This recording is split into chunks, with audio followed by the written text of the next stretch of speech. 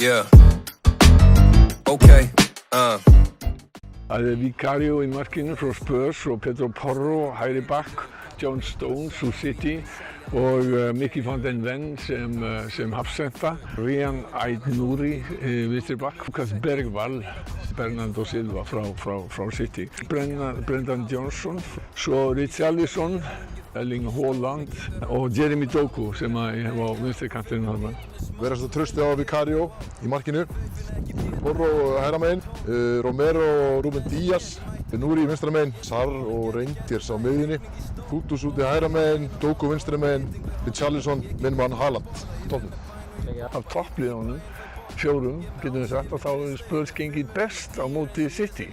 Því að City séu bara aðeins svo góðir fyrir ekamenn, en ég held að það fari, þetta er 3-1 City.